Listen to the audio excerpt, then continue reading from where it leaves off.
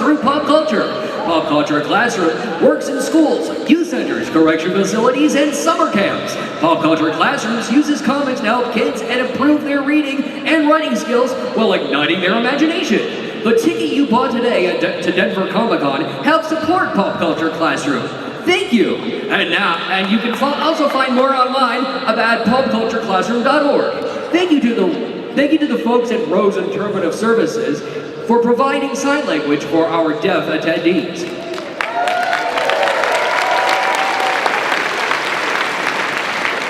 And now, ladies and gentlemen, host of Twisted Tunes podcast, Jeff Sensini!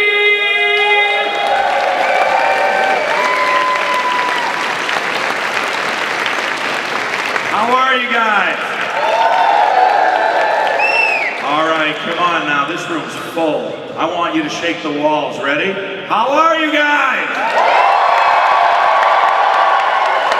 That's way better, way better. All right, we're gonna bring them up. It's a Q&A, so I hope the mics are out there. They are, right? Excellent. When you guys come up, you can ask any question you want. Almost any question you want. Ask each person specifically. If you don't ask a specific person, I'm just gonna kind of decide which person your question's for, because we only have a limited amount of time. All right, let's bring him up. First up, Randy Rogel, the guy who wrote all that music you love.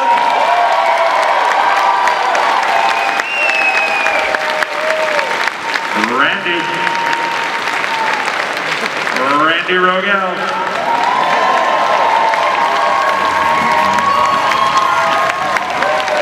Next up, the brain, Maurice LaMarche.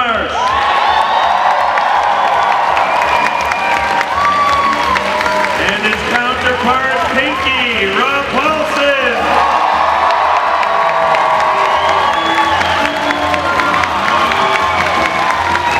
His little sister, Tot, Tress McNeil.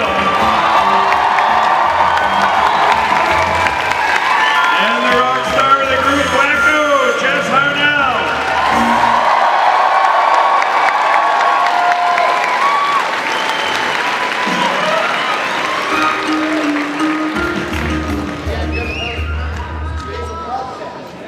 Rob has allergies to the atmosphere. Yeah. This is my friend Doug Crystal gave me whatever disease it is that made my nose. Something's different. Is it your hair? Hello, Denver! Yeah, that's right. All right, you know what? We all got to do that together on the count of 3. 1, 2, 3. Hello, Denver!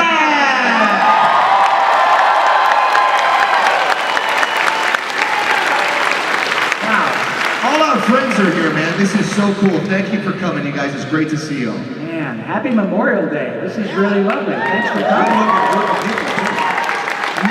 All right, they're going to come up. They're going to get lined up at that mic and ask questions. Okay. I'll start it off because this will be the only all-panel question. This will get us going. I know what everyone wants to know, and that's how did you guys get your role in this show? Because that's the story they want to hear. Is how well, I originally auditioned for Dot, so it's kind of weird. Who do you want to start? Start with Randy, because Randy is a great story how he wrote the music for the show. Oh, how I got on the show?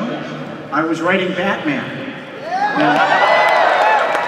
And he had already won an Emmy for writing Batman. Well, thank you, sir. So across the hall were all of Steven Spielberg's people doing Tiny Toons at that time, and I heard they were going to do this new show called Animaniacs. I said, well, I should write for that show. And they said, no, you write that dark stuff, Batman, and this is a comedy.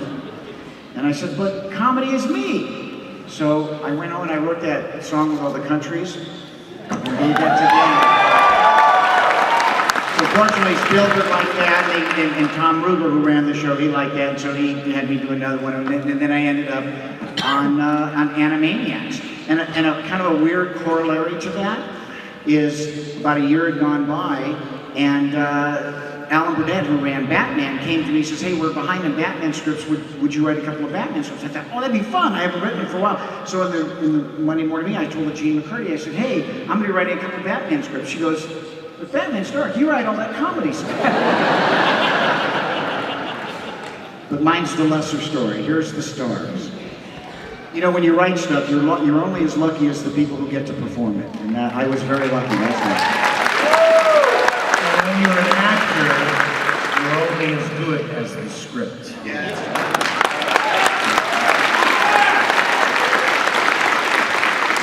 So I went in for this new show. You know, I'd been on Tiny Toons as Dizzy Devil. Oh, you know Dizzy Devil? Dizzy love pizza rolls. I love Denver. So I went in and they had said, oh, you know, Tom Rogers coming up with a new show, and he wants to kind of keep it in the family, so he's giving the Tiny Toons actors kind of first crack. Mo, you have the first audition, 9 a.m. Be across town at 9 a.m. You know, you're always 5 minutes late. You're not going to tolerate that. Be on time.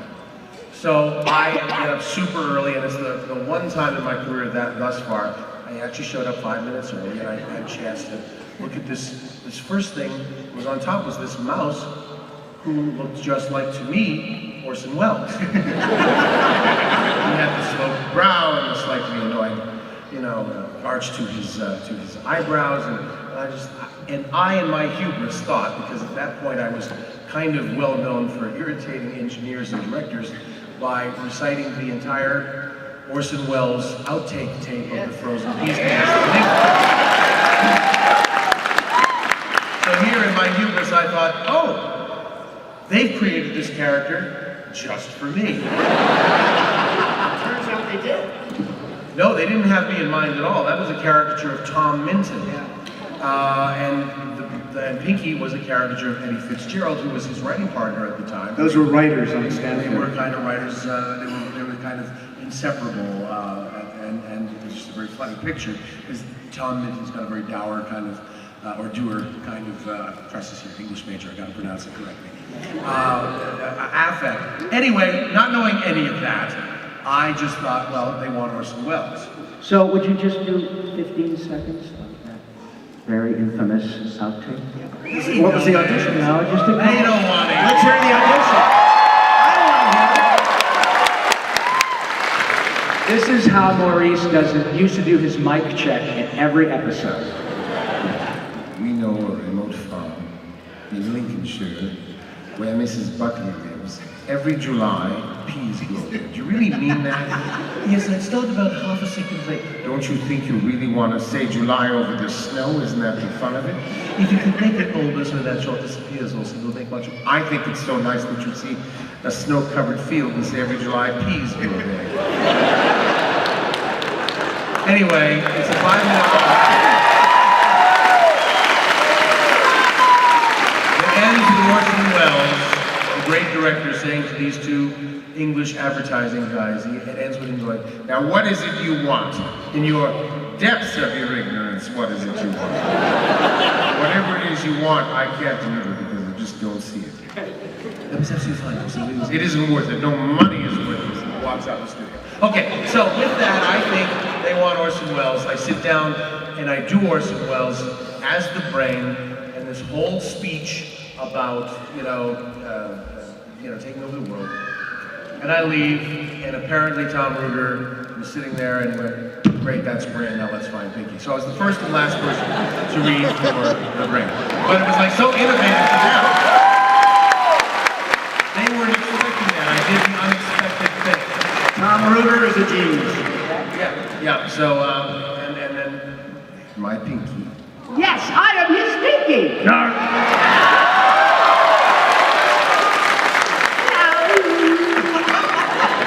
Oh, you're all so pretty, oh, so lucky. Except for you in the 15th row, I don't like you at all. But the rest of you, I love, la la la la la la.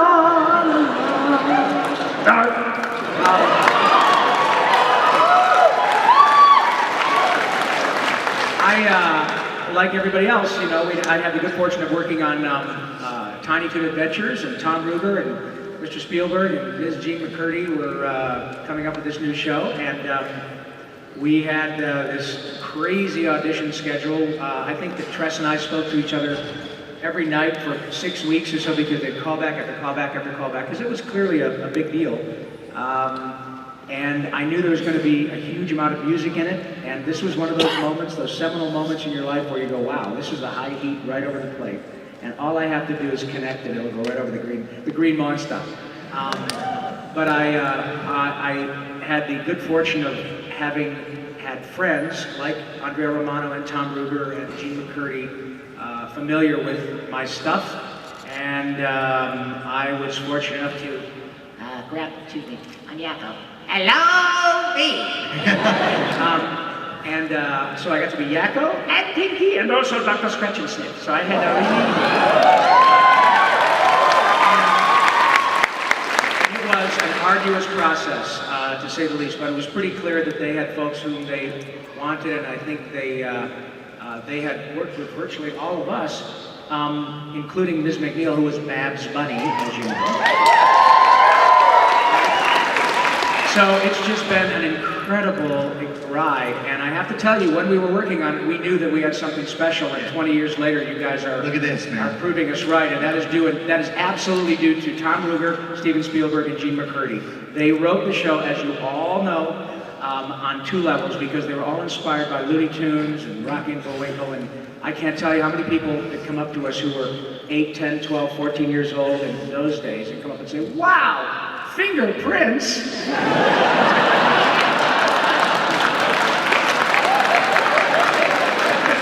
Yeah, you really minded people. That's why we love you. So anyway, I'd like for you to hear from the bar none, the preeminent voice actress in the history of our culture, is Tress MacNeille.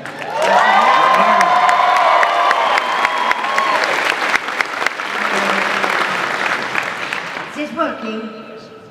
I do owe you 20 bucks. Thank you. That was wrong. Well, I don't know if that's true, but anyway, I've been a very, very lucky woman because I've had the opportunity of working with all of the very best in all of my casts, but primarily Animaniacs. I did love Pinky and the Brains too. Yes, you did. Oh, yeah. Yes, I was. And tell us how many Simpsons have you? Yeah. Well, over 500. Over 500 Simpsons episodes. Over 500, yeah, but I don't know if you've heard of that show. But anyway, so yes, I had come off of Tiny Toon Adventures, where it was my great privilege to play Babs Bunny.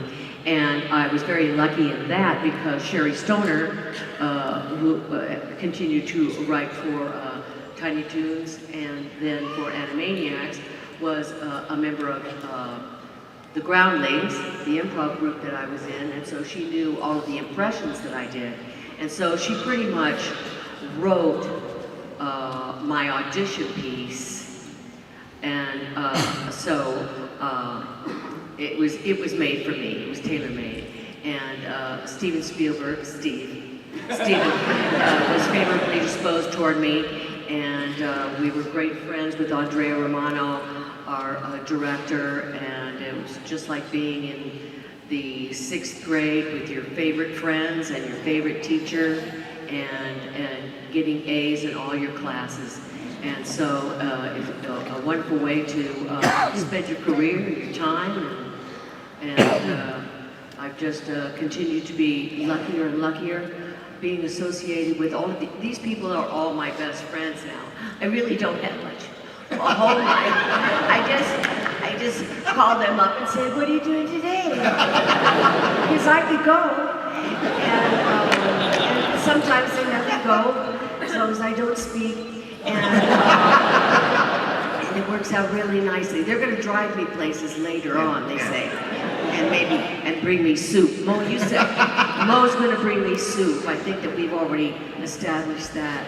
And so, yeah, I was, Rob and I were on pins and needles when it came to Animaniacs because it took quite a long time for them to make their decision on that, as I recall. And we had to have that show. We had to. There was just going to be no justice in the world if that didn't go in our favor. And there are many times throughout your career when you audition for something and you want it so bad, and you got to have it. And you don't get it. And then you find out. You find out. You find out. Maybe it isn't the funnest shop. And you end up with the shows that you're meant to be on and be with the people that you're meant to be with. And, you know, I feel that God saved me from some cartoons and they gave me all the rest. So, thank you so much.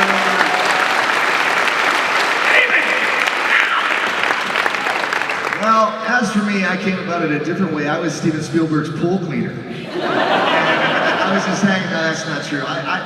My background's a little bit different. I mean, we all have backgrounds in music and different things, but I was basically a rock singer first in rock bands and stuff like that. And then I became a studio singer, and I was singing jingles. I sang a lot of jingles that some of you guys probably remember. Like, the first voiceover I ever did, I was doing a Budweiser spot that went, "I'm a genuine Bud man!" Bud, Bud, Bud. And that was me, right? Yeah.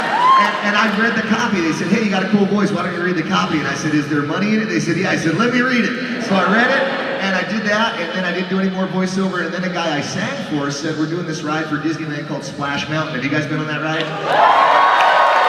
Yeah, I didn't even want to get paid. I was just so happy to have my voice on a ride at Disneyland. I thought that was so cool. And I was Brer Rabbit. I'm still Brer Rabbit and Brer Bear and Brer... Yeah.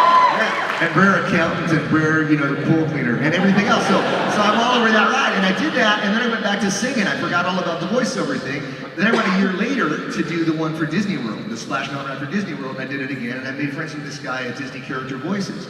And his name's Rick Dempsey, he runs that department, and he said to me, he goes, "Hey man, you know, we're having some problems with Roger Rabbit, the guy who's Roger Rabbit." He said, "Can you learn to do that?" And I said, "Oh, jeepers, I think so." So that was cool. So I took over doing the Roger Rabbit stuff, right? And again, I was just singing, and I thought, this is great because I get to be a goofball and they give me money for it. This is amazing. I didn't know that these guys existed or that there was a career in doing these cartoon things, you know? So I get this agent, and they said, "Hey, there's this show called Animaniacs, and you should read for it because you're crazy." And I said, "Yeah, that makes sense." So I went in there, you know, and they showed me these characters and everything, and I liked this one, Wacko, because he had a hammer and he didn't wear pants. And I thought... Life imitates art. Thank you, yeah. And I thought, well, this is a good match for me, you know? And I did some voice. I think my first audition was just some crazy, you know, cartoony voice for this Wacko guy. And I got what they call a callback, where they like you enough to bring you back and have you do it again. And I went in the studio with Andrea Romano, who's our great director for Animaniacs and Pinky and the Brain and all the other shows. Yeah, she's amazing. You should all go to her house later. I'll give you the address. But anyway, she loved that. She loved it. So I went in and I was doing Wacko stuff, and she goes, "Hey, I know you do a lot of impressions. Why don't you try doing this with an impression?" And I said, "Of who?" And a lot of people don't know this, but she goes, "Why don't you try Elvis?" Okay? So we could be sitting here right now going, "Hey man, I think you're Fabu. Give me a hamburger, man." Yeah. "Hello, nurse." That'd just be kind of weird though. So it didn't work out like that. But she said, "Well, why don't you do the Beatles?" And I said, "Well, which one?" And she goes, "What do you mean? Don't they all kind of sound the same?" I go, "No, dude. That's like saying that everybody from Southern California sounds like me." And I said, "No, let me show you. Here, I'm going to give you guys a quick lesson in voiceover. So if you're interested, it takes about. This is how you imitate all four of the Beatles. You want to see it? Okay, first of all, you got John, you know, and John's voice is sort of sharp and it's pointed like it's coming out of his nose. You almost picture like a little arrowhead on your voice when you're doing this, you see. It's like that, great, right? Then you got Paul, and Paul's voice is more friendly. It's great, it's good to see all your fat. I think it's great, it's fantastic, is it? Then there's George, and George always sounded like he had a cold and he spoke very slowly and he sounded congested almost, you see. Then there's Ringo, and Ringo's down here at the bottom, so they're all four very different, you see what I'm saying? Right? So she said, "Try it like Ringo." And I'm like, "Hello, miss." And I'm like, "Oh, this is Fabu, and can I call you Dadu?" And all these things. And then she showed me a picture of him, and he was a little dude. And I'm like, "Well, little guy can't sound like, you know, a big full-grown Beatle." So what I did is I took Ringo's voice, and I gave him a shot of helium, and that was Wacko. Right? It's good. So I leave, and I forgot all about it. I mean, Rob and Tress are talking every night because they know how important this is. To me, I just thought it was goofy, you know. So I went back to singing Def Leppard songs someplace, and then I get the call that I get this show, and I show up on the first day, and they're there, and I had no idea that I was working with like the greatest people in the business. I'm glad I didn't know because I would have been totally intimidated by them. But instead, I think the first thing I ever said to Rob Paulson, we were between takes, and they're kind of looking at me like, "Who the hell is this?" You know? And I go over to Rob, and he kind of looks at me and he goes, "Hi," and I go, I like it when you make your voice sound like people that you're not in real life. And ever since then, he's been my big brother, and of course I fell in love with Tress and everybody else, and it's just turned into this fantastic thing, but that is how I began with Animaniacs. There you go. All right. So now we got the ground level done. We'll start right over here. I saw you first, so we'll start on this side right here with that. First, I want to thank you guys for the Colorado Symphony Orchestra thing you did a few Hell months back. yeah! That was amazing. I loved it. My question is for Jess. Compare your experience on Animaniacs to being Captain Hero on Drawn Together.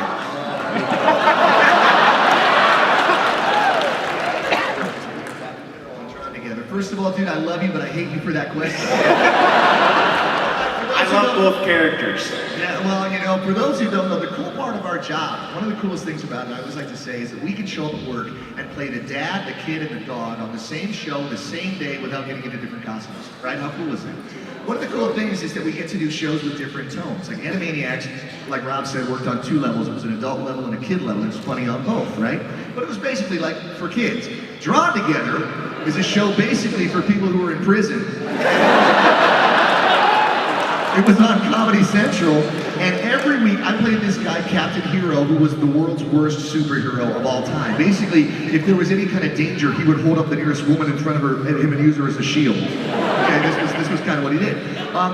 So thematically, the difference was that one was meant for younger people, one was meant for older people who were drunk or high.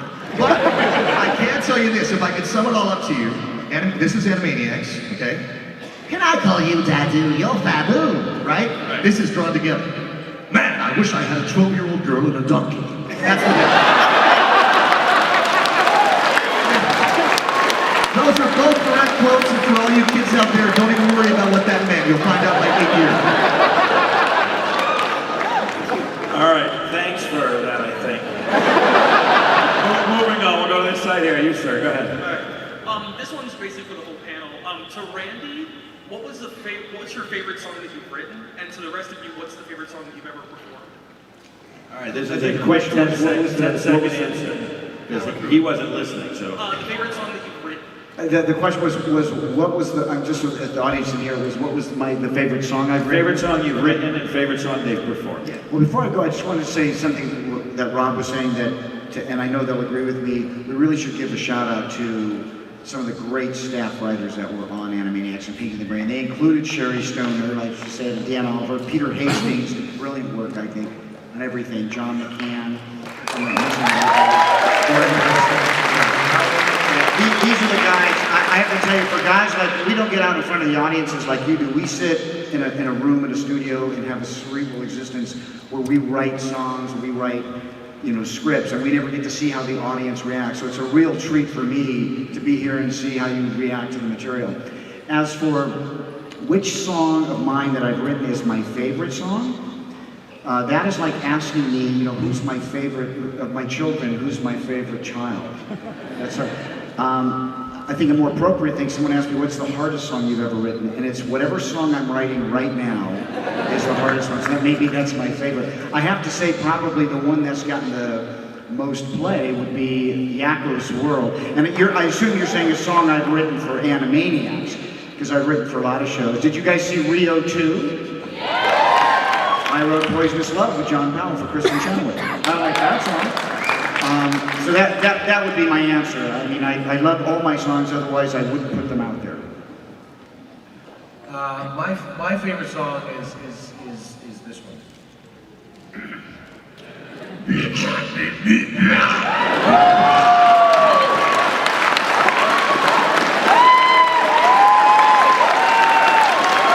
By Richard Strauss. Johann. I thought it was Johann Richard Strauss. Richard Strauss, yeah. I know this riff. One of the Strauss We're composers. It's funny because you would think my favorite song would be Neocortex Frontal Lobe.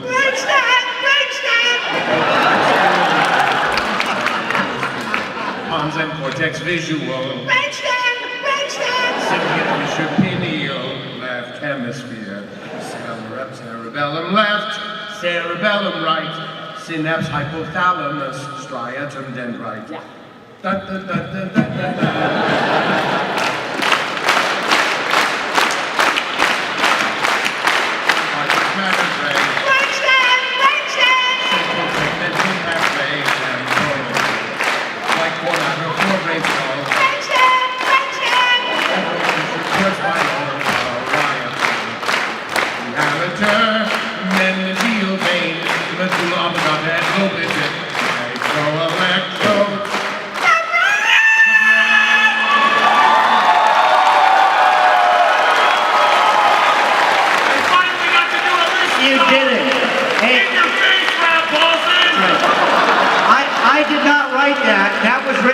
Stephen Foster, yes, right? Stephen Foster and Tom Minton, I think. How about that? Stephen Foster.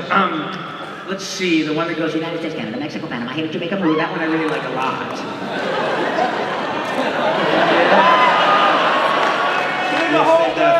Okay. Yeah, I mean, it is an embarrassment of riches, truly. Randy's music, and again, Tress and I were talking last night. I believe it was John McCann who wrote the You and Me. We had a bag of fun down by the East Riverside, and also Paul Rugg wrote Magellan, right? Yeah. But I have to say, without question, was that John too? Without question, though, it's clearly the Countries of the Yakko's World that Randy wrote. And again, you may have missed this at the beginning, but Randy mentioned he wrote that song, and that was his audition piece, you guys. Yeah, so he said, I went home and wrote this. Yeah, I went home and wrote a check to my mortgage holder. You know? Got me the gig. Yeah, that's that is my favorite song of Animaniacs, and people often say, you ever get tired of singing that song? The problem is when people stop asking. That's when it's a problem. But yeah, Randy is, the word genius gets bandied about, but it is absolutely applicable in Randy's issue. Tress and I both are reaching. I've been a very fortunate girl because Randy has written many, many songs for me. I'm cute. My very favorite, I think. And also LA Dot. And of course, I love performing I'm Mad with my brothers. It's a regular tour de force, a real performance piece. And I love our vocal blend in Magellan. I thought the day we recorded that we were Peter, Paul, and Mary. Yeah. I thought we sounded so good. And we recorded an album that day. And I'm thinking about people saying, yeah, we're in the studio recording an album. We're going to be there for, 3-4 months. We're going, hey, we just did one this morning. We knocked it out before lunch. We just finished. It's great. Okay, that's for me. I'll make it quick. Least favorite songs, anything that Kanye West does.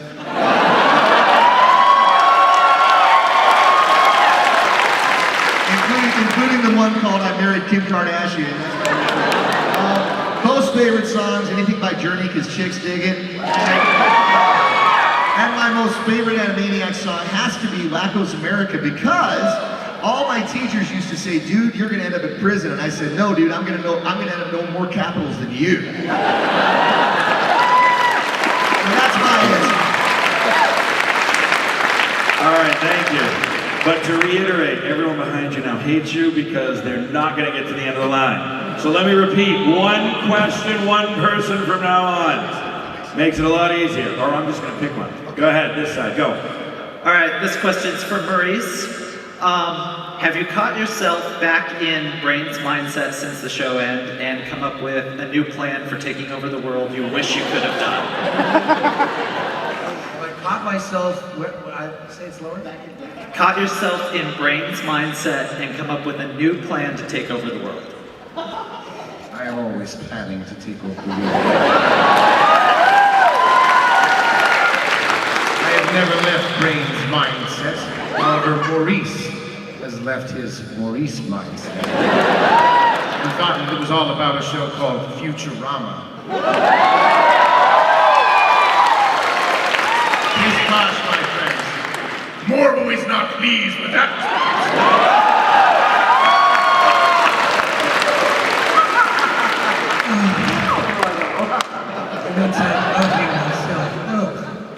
No, you know, the only thing that happens with me is I think of perhaps creating a Pinky in the Brain motion picture. Now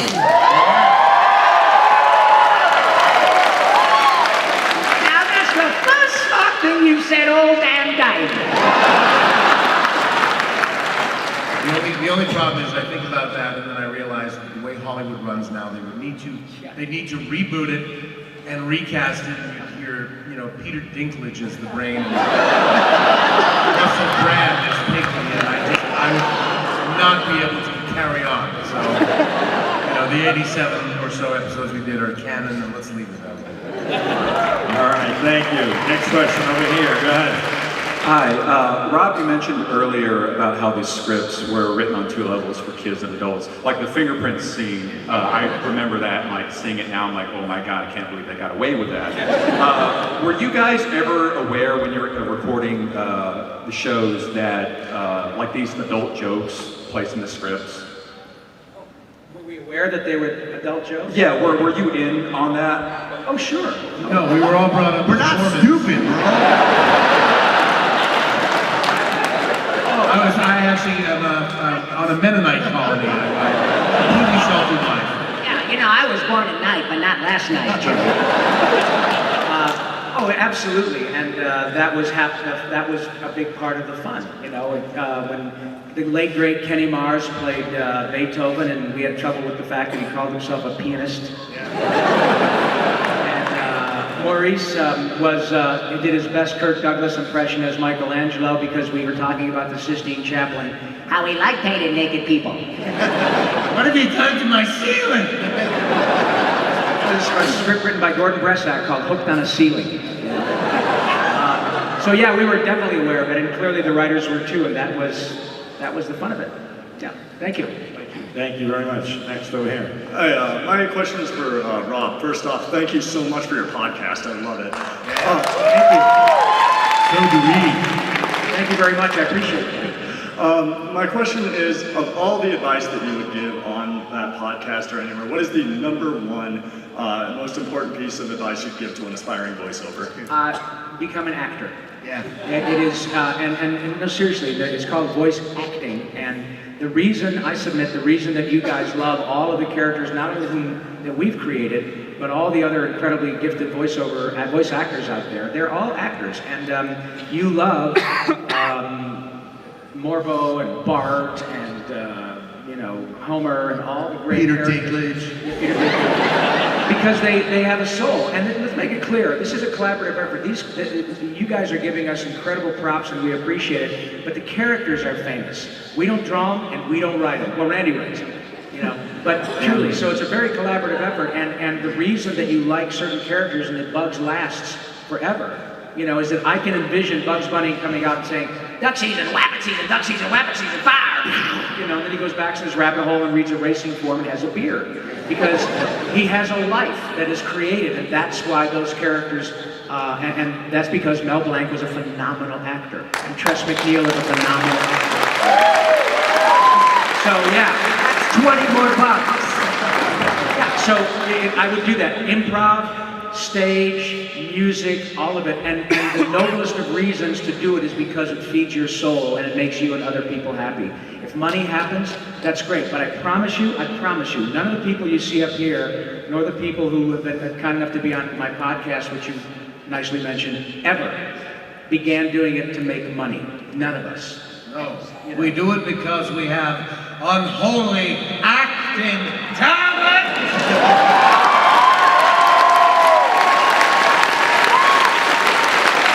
Thank you very much. On this side, go ahead. This one's kind of directed to Randy. On the level of the 2-level jokes, is there any that you remember that didn't make it through that you can share with us? You mean on a song or a script? On a script. Yes, I was writing a Batman. We had. Are you all familiar with the term BS&P? Could be BS. But it's broadcast standards and practices. No, because these were kid shows, we had to be careful. And so when Batman the Animated Series came out, it was a little darker, if you remember, than, you know, he played real. And they would just be all over us. And I had this one really cool scene. I think it was the movie Sub-Zero. I wrote the script of that, the Batman movie. And I had Batman breaking through a skylight. And, you know, landing, and you just see the eyes in the darkness. And I knew they were not going to let me have him come to the glass because they didn't want that to be repealed. So I had him, in the script, I had him land, and then he throws the batarang, and it severs the head of the bag, and it comes bouncing down the stairs. And I'm, you can't do that. Why not? With this big, like, all right, we took that out, and they never noticed the glass. So I got to keep that in. So when you see it, you'll see him come to the glass. Thanks, guys. Love y'all. Thank you very much. On this side, go ahead. So mine is for Tress, and I wanted to say that you are my late husband's most favorite voice actor of all time. So I wanted to mention that. But my question for you is, you've had a plethora of voice roles. Which one is your favorite to do?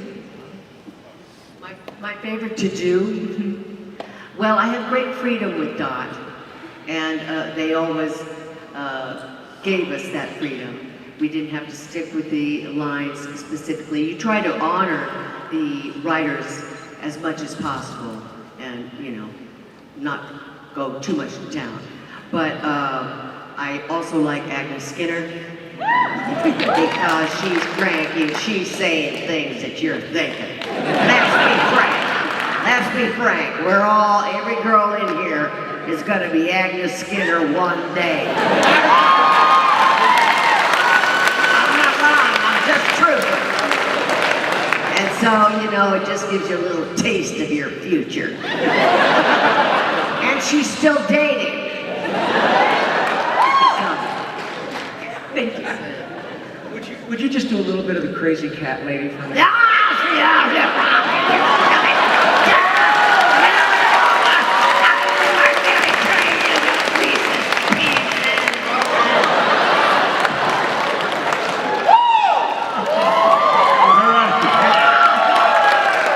Moving on this side over here, go ahead. This question is for Jess, and I was just wondering what your favorite part about voice acting for the Animaniacs was.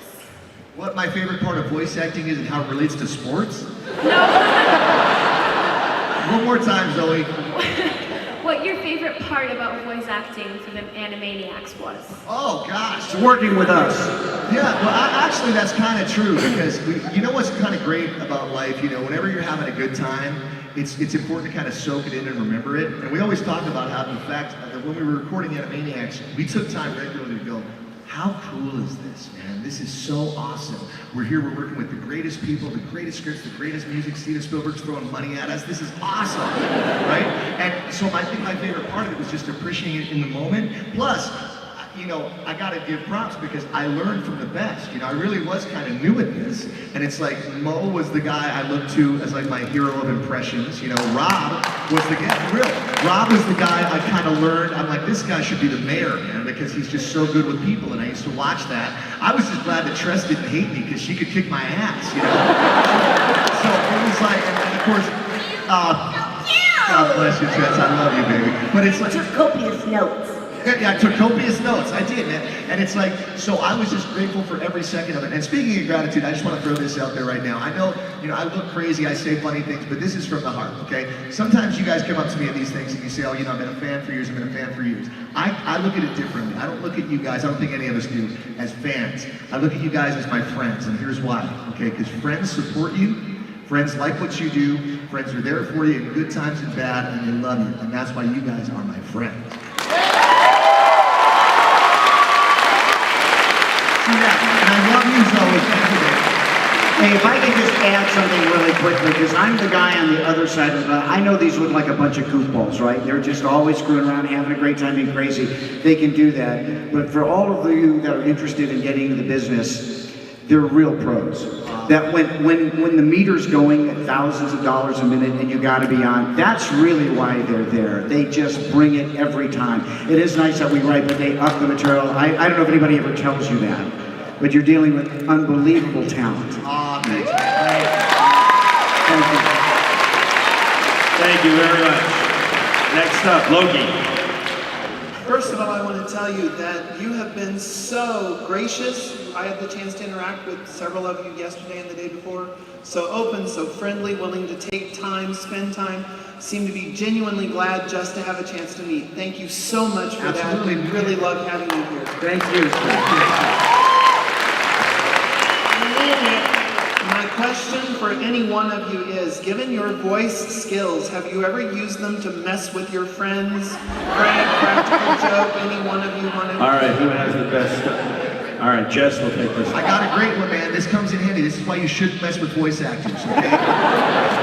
There's two things. First of all, when I was a kid, I was on my own at the age of 16, and I got child support money from my dad every month. It was like $700. That's all I had. One of my buddies stole my child support money, right? And I found out about it, and he took it. And I was so upset. I lost my wallet with my money. I'm like, I'm not gonna have pizza. I can't go out. I can't go to the movies. This is terrible. And then his mom called me and said, hey, my son has your wallet in his drawer. And I'm like, how much money is in it? And there was $700. She said, there's $360. I'm like, that son of a... So I said, okay, I know what to do. I can imitate him really good, right? Now his dad was a really violent alcoholic. and yeah, I know, it's awesome. And I waited until my buddy was out, and I knew he was out, and I called his house, and his dad answered his phone, and like, hello? And I go, Dad, it's me, bro, because that's how he talked, right? Exactly. And he goes, what do you want? I go, there's a few things on my mind that I gotta get off my chest, Dad, right? And I go, bro, you're a loser, you're an alcoholic, you sit on the couch. His dad beat the hell out of him, man. So that's one way. The other way that's awesome that I still do to this day, let me show you this, because this is badass, this is great. And if you guys ever need me to help you out, I did get the money back, but I only half of it. But here, check this out. Check this out. This is great, you guys. If I ever want to get into a restaurant like in LA, because you know it's all shishi and trendy and you got to know somebody, if I call up and they say, oh, we're all booked, you know, we're booked 3 months in advance, I'm like, okay, no problem.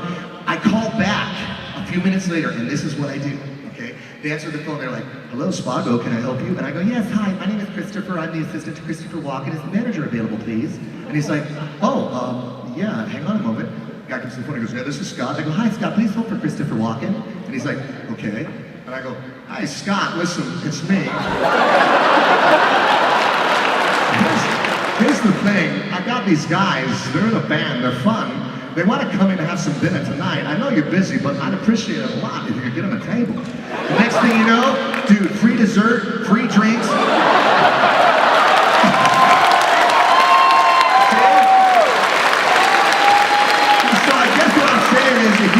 If you guys need to get a table for dinner tonight, come by my table downstairs. You don't have to buy nothing, but I'll try to get you hooked up. Thank you. Use your powers for good. All right, thank you very much. On this side, go ahead. What is your favorite character that you've voiced for? Rob. I get to pick. The favorite character I've voiced? Oh wait, you want Jess specifically? Yeah, Sorry, Jess. Hi, Sarah. My favorite character is the one that gets to talk to you.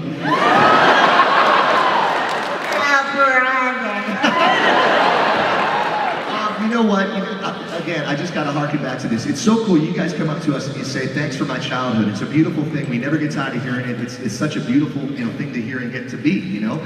And Sarah, when this all started, my favorite character was certainly Wacko, and he will always have a really special place in my heart. But like right now, we're all kind of doing these shows like Doc McStuffins and Sophia the First. These are some new shows, right? Yeah, and what's great about them is they're for little kids. So I always sit here when I'm at these things, signing things, and I think in 20 years, people are going to be coming up to me going, I love Cedric, man, on Sophia the First. That was so cool. Or I loved Chili on Doc, and I grew up with that. And it's like, so my favorite overall character thing and part of the job is that we get to be part of multi-generations of people who are growing up, and we're not curing a disease, but in some small way, hopefully, we're making the ride a little bit easier. You know what I'm saying?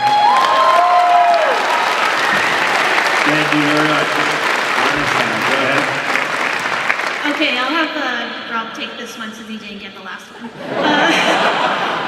Have you ever had to play two different roles that had to share the same scene? What's that process like? Do you just have your hand go one voice and then the other hand do the other voice? That's for me? Yeah. Oh, yes. Yeah, it's only disconcerting when I overlap myself.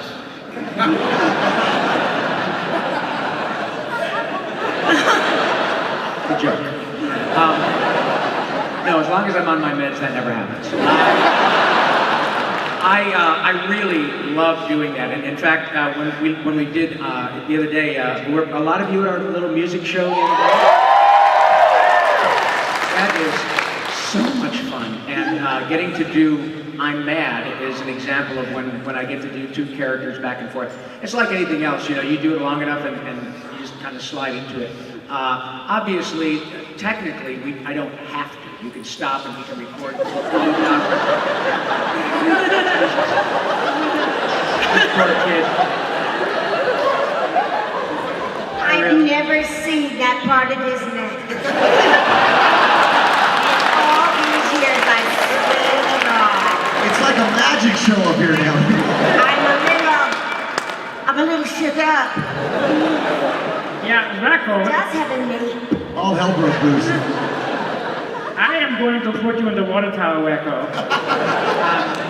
But no, we can record our lines separately. It's kind of fun to go back and forth. One of the best actors and Maurice has had the pleasure because he's, as you know, been on Futurama forever and actually won 2 Emmys for his work on Futurama.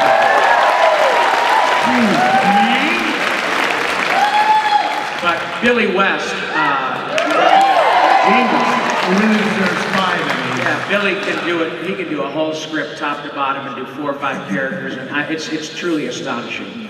But thank you. Billy would have 3-page runs where nobody else was talking except the Professor, Zoidberg, Fry, and Zap Brannigan. And he would pull it off. I mean, it was unbelievable. We could sit there and twiddle our thumbs. Wait for our Billy could do 3-page runs, and that would in fact give me the. Because he's just that good. But thank you very much for your kind words. I appreciate it. Thank you very much. All right, just so you guys know in line, I'm sorry, but we're looking at another question, and then if you want to hear a little sing-along at the end here, which I know you're waiting for. And I want to let you all know 2 things. If you want, right after this, professional photo ops, they're only doing it today, right after this at 1:15. If you want a photo op, you can go up and get it. And then they'll be signing autographs as well. But I want to throw out there that all you guys who don't get your questions answered right now, don't feel bad because we're hanging out downstairs, and even if you don't have any dough, which I think we're upstairs. I don't know where the hell I am, man. No, upstairs in Chicago! Let's get this right. We're going to be upstairs. Wait, in zone 3. Yeah, zone 3. Upstairs in zone 3. Upstairs in the Chicago room, zone 3. You don't need to buy anything. Come on up and say hello. So if you don't get your questions now, come and see us. And I want you to know, we very much appreciate you guys buying our stuff. That's awesome. But if you just want to come and buy say anything, but it is $500. If you, you're not technically buying anything. If you just want to come and say hi and ask a question, we would love to see you. It's been so good getting to hang with you. Anyway, finish. All right, you get the last question. Go ahead. Ooh, lucky me. This question is for Rob. Ever since Animaniacs launched, my friends and I have been quoting that show, as I'm sure most people have in this room. I'm wondering if there are any particular lines that you find yourself just saying long after the show for no Hello, apparent nurse. Hello, nurse is certainly a good one. I like saying, we like painting naked people. That's comfortable for me.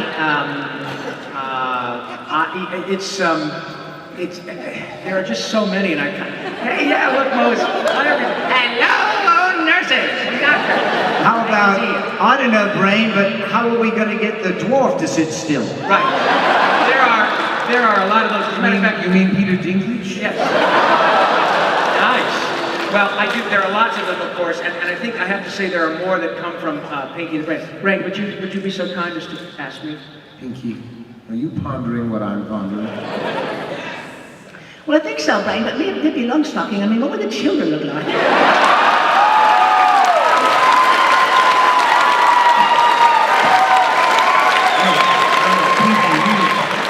Are you pondering what I'm pondering?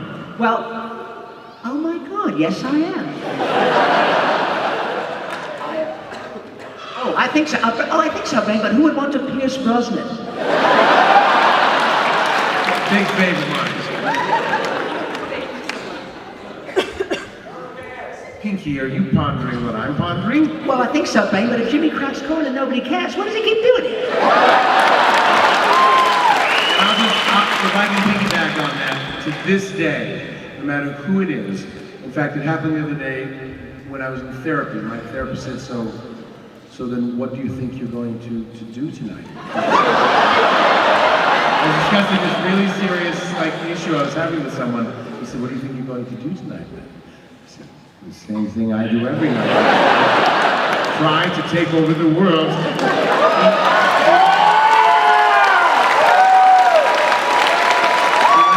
Said, you're deflecting. Wait a minute, I remember a line in one episode they were gonna take over Santa's sleigh and take over the world. And as they were parachuting in, do you remember? You said, as Pinky, you said, because the reindeer, you said, Donner's having a party tonight, can we go?